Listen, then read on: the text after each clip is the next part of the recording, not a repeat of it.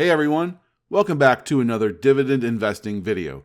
Today we're diving into a topic that's not the most exciting, but it's absolutely essential for dividend growth investors.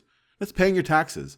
Nobody likes doing it, but it's crucial to understand how taxes work on your dividend investments, the difference between qualified and non-qualified dividends, and most importantly, how can we minimize our tax burden.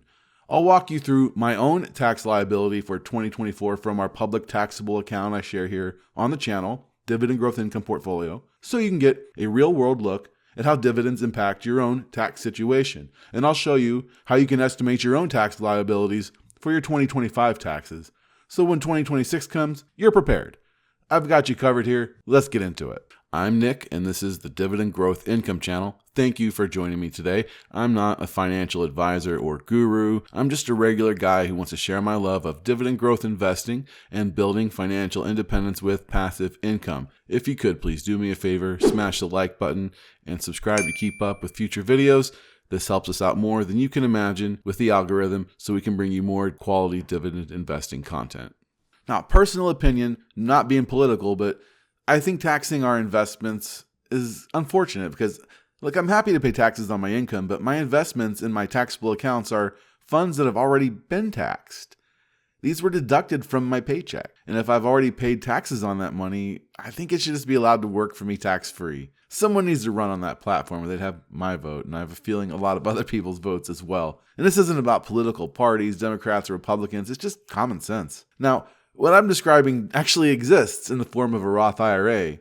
This is a retirement account where you contribute after-tax funds, meaning you've already paid the taxes on the money, and any return on those investments, your interest, your dividends, your capital gains, 100% tax-free. However, there's a limit to how much we can contribute to this sort of account. For those of us under 50, the annual contribution limit is $7,000 annually.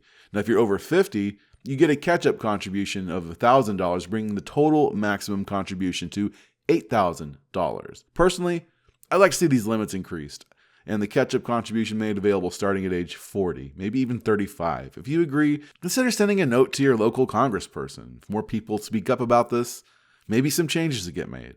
Again, regardless of your political affiliation, I believe this is just common sense. Many people should support this, but look, who knows?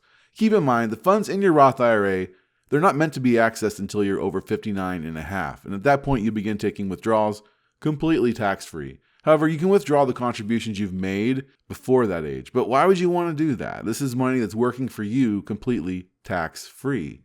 There are income limits for contributing to a Roth IRA, but these can be worked around through a backdoor Roth strategy. And if you take advantage of this, don't mind keeping the money invested through age 60, the Roth is an excellent strategy. I've maxed mine out for the last 5 years, and I've switched from using a traditional IRA.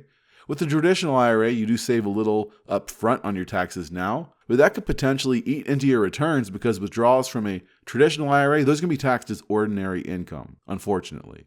But you never paid taxes on those funds, and that's why that's the case. Now, dividends come in two different types. We have qualified and non-qualified. This distinction impacts how much you're going to pay in taxes.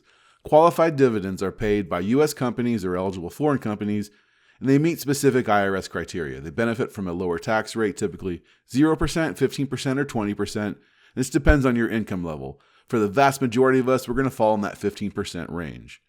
Non-qualified dividends, on the other hand, they don't meet this criteria, and they're taxed as your ordinary income, which means that your tax rate on them is going to be higher most likely. These often come from certain REITs, BDCs, or other non-traditional investments. For most of us, this is going to be in the 22 to 24% range, but it goes up as your income increases. Understanding the difference can help you optimize your portfolio for tax efficiency. For example, your Roth IRA is a good place to put your non-qualified dividends. Now, this is federal taxes we're talking about. If dividends are a part of your plan to retire, I highly suggest looking into living in a state that doesn't tax dividend income. I live in a state that has no state taxes at all. 3 quite popular states for retirement work this way. That's Florida, Texas, and Nevada. But there's others that don't tax your dividends, such as Alaska, New Hampshire, South Dakota, Tennessee, Washington, and Wyoming. So let's hope it stays that way for this bunch, and let's hope others follow suit. I can't imagine adding state taxes in my home state. That's not going to go over very well. So I don't see it happening.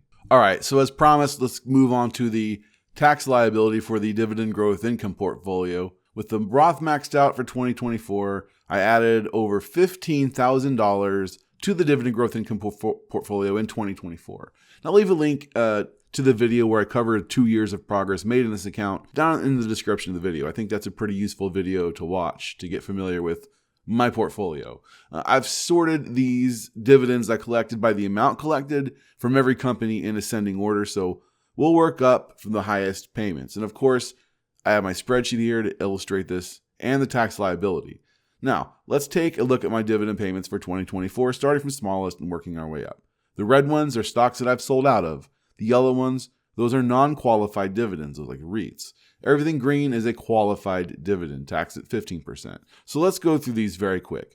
AT&T paid me $3.93. I no longer own them. MasterCard Inc. paid me $4.59. Best Buy, ticker BBY, paid me $4.76. I no longer own Best Buy. Kinder Morgan, KMI, they paid me $5.86. I also dumped them early in 2024. Then we have Broadcom, ticker AVGO, $14.11. Automatic Data Processing, ticker ADP, $17.14. United Health Group, ticker UNH, that's $17.74. Amgen Inc., ticker AMGN, paid me $19.98. Aflac, ticker AFL, paid me $20.34. Mondelez International, ticker MDLZ, they paid me $20.79. Then we had Starbucks Corp, ticker SBUX, paid me $22.04. Procter & Gamble, ticker PG, paid me $22.83. In the Vanguard S&P 500 ETF VOO, I collected $23.09 from that. BlackRock Inc., ticker BLK, paid $23.10. We have Kroger, ticker KR, they paid me $24.24. Medtronic PLC, MDT, they paid me $24.40. We have Home Depot, ticker HD, paid $26.24. Cisco Systems, ticker CSCO, paid me $27.41. Snap-on Inc., ticker SNA, paid me $27.81. Comcast Corporation paid me $28.42. Lockheed Martin Corporation paid me $29, that's ticker LMT. McDonald's Corporation, ticker MCD, they paid $29.81. We had NextEra Energy, ticker NEE, paid me $31.63. Agri Realty, ticker ADC, they paid $46.31. Then we have Chevron Corporation, ticker CVX, they paid me $47.81. We had Vici Properties Inc., ticker VICI, pay $51.66. Then we had the Vanguard High Dividend Yield Index Fund ETF, ticker VYM, paid me $62.23. Main Street Capital Corporation, ticker Main, paid me $76.72. Schwab US Dividend Equity ETF paid me $77.95. That's SCHD. They paid the most into that account in 2024. So altogether, that's $845.34 in dividends for the year 2024 in this taxable account. I think that's pretty decent for just a 2-year-old account, yeah? So now in the spreadsheet, I break down my dividends into non-qualified versus qualified so I can figure out how much taxes I'm going to be paying. So I have $174.69 in non-qualified dividends from my payments from Agri Realty, Vici Properties, and Main Street Capital. I can expect to have a 24% tax liability on those non-qualified dividends, and that comes out to $41.63. Then we add up the rest of those dividend payments. I received $670.65 in qualified dividends. I can expect to pay 15% on those dividends for a tax liability of $100.60. So altogether, my total tax liability for the Dividend Growth Income Portfolio in 2024 is $142.52. So that's going to be in addition to all the taxes I paid on my income. I'm also going to owe this $142.52 when I file my taxes. So from this, we learn a few things. First, when you're just starting out, the tax liability is not going to be that significant, right? Even for this account valued at $40,000 almost, has a tax liability of less than $150. And I don't know about you, but I'm reinvesting all of my dividends, so this $150 is going to have to come out of my pocket.